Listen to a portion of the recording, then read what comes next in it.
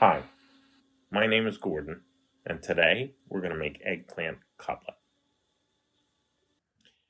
The ingredients for this recipe are very inexpensive, I think total of less than $10. What you need in terms of food is the following: 2 eggplants, or 3 based on how many people you want to feed or how big they are. You need 3 eggs, a cup and a half of breadcrumbs. You can use seasoned breadcrumbs, which is my preference, and some grated cheese and salt and pepper. And that's it for ingredients.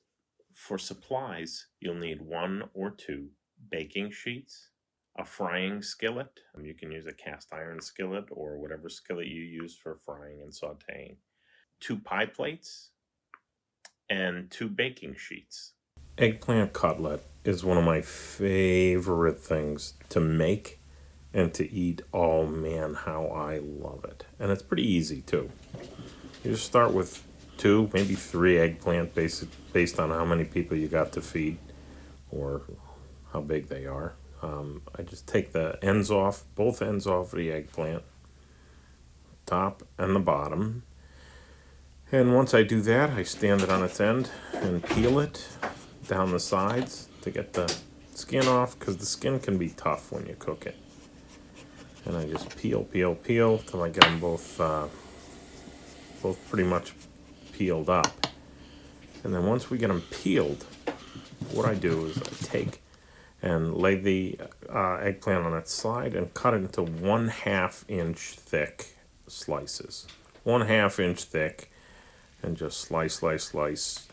You may, depending on how you end up at either end, you may end up with a little heel that you can't use or whatever, but slice them up, pile them up. Once you get that done, just lay them all into either baking sheets or cooking sheets, and what I do is sprinkle them with salt to cure them. This gets all the water and the bitterness out of them. So you salt them all, and then after a while, maybe 10 minutes, 15 minutes, you'll see glistening water on top, like just a good layer of water coming out of the eggplant. And once you see that, take a paper towel, damp them off, just press pretty hard on them, flip them over, salt them again on the other side, and let them sit another 10 minutes. Once they get wet on the other side, same thing. Damp them off, and then just stack them up and get them ready to cook. So for cooking,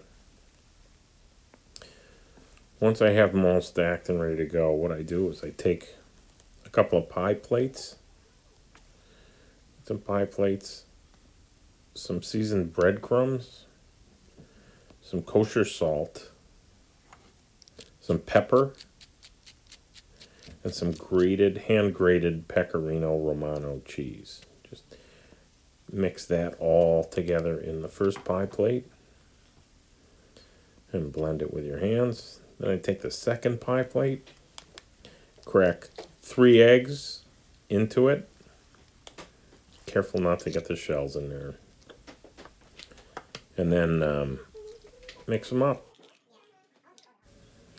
So once you get the eggs all mixed up, they're going to be what you use to soak the cutlets before you bread them.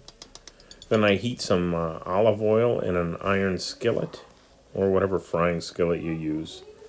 You see the oil start to shimmer once it gets hot enough. The way I know for sure is I just take a drop of the egg batter and just drip it in there. If it starts to bubble a little bit, you know you're ready. Once I do that, I take the cutlets, just dip them both sides in the egg wash, let them drip off a little bit. Then dip them in the breading. Make sure you get a good covering on the cutlet, both sides with the breadcrumbs, and then gently lay them into the hot oil. Lay them away from yourself. Will save you a little bit of spattering. And you should get just a nice gentle hiss. You shouldn't have an angry popping mess. Just a nice hiss, and then just repeat. Keep doing that until you've got as many cutlets as will fit in your pan. Cover them both sides, shake them off, and get them into the pan to fry. Once they're fried on one side, flip them over. The way you know that they're done is to just put a fork into them, and when a fork goes in and comes out with no resistance, that's exactly when they're done. You don't want to let them go too long after that, but you don't want to have the fork sticking in them either. So once you do that, take them out, stack them on a plate. You can alternate them. I stack them in alternating stacks. You can put paper towel in between them or whatever. But then you're done, and you got yourself some good eggplant cutlet. And once these are done, you can use them for almost anything. You can put them in a casserole, like a lasagna, layered with mozzarella and sausage and sauce. What we did in this case was just cover them with some shredded mozzarella, put them under the broiler, and boy, oh boy, you just leave them there for about 5 or 10 minutes.